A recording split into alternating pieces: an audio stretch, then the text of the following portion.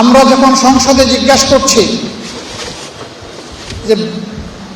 যে সমস্যাটা এখন বিশ্বব্যাপী চলছে, এটা বাংলাদেশের সৃষ্ট নয়, আমরা বলছি যে আমরাও সহযোগিতা করতে চাই সমস্যা উত্তরণে। সরকার বলে কোনো সমস্যাই নেই। এমনভাবে বিবৃতি দেওয়া হয় সংসদের ভিতরে, মনে হয় যেন সমস্যা তো নাই, বরঞ্চ উদ্বৃত্ত তেলের উপর ভাসছে বাংলাদেশ। লজ্জা।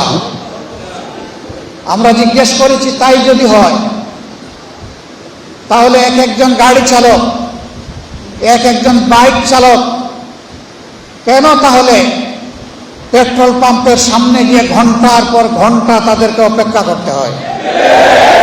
কিলোমিটারের পর কিলোমিটার কেন লাইনে থাকতে হয়? কেন তাদেরকে রোদে শুকাতে হয়? কেন তাদেরকে বৃষ্টিতে ভিজতে হয়?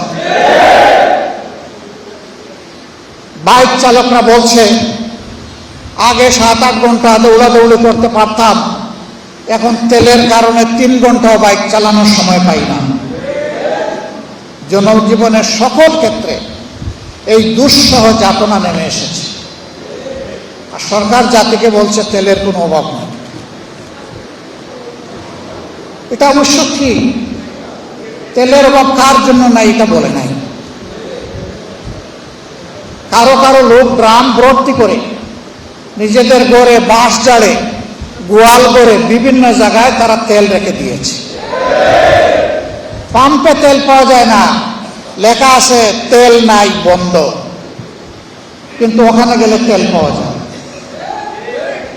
120 টাকা দামের তেল ওখানে গেলে 300 টাকায় পাওয়া যায়।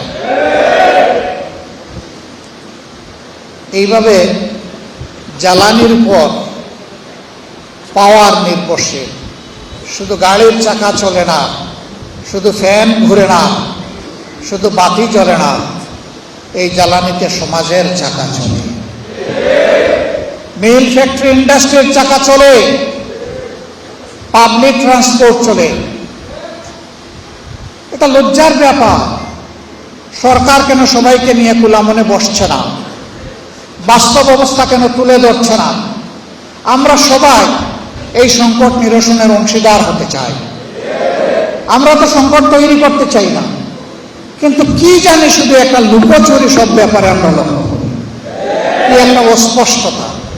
আমরা সরকারকে আহ্বান জানাবো, এটা থেকে বের হয়ে আসে। আপনারাই বলছেন সবাই মিলে বাংলাদেশ, সবার আগে বাংলাদেশ, মিলে ঝিলে বাংলাদেশ। তো কোথায় সবাই মিলে বাংলাদেশ? তা তো আমরা দেখতে পাচ্ছি না।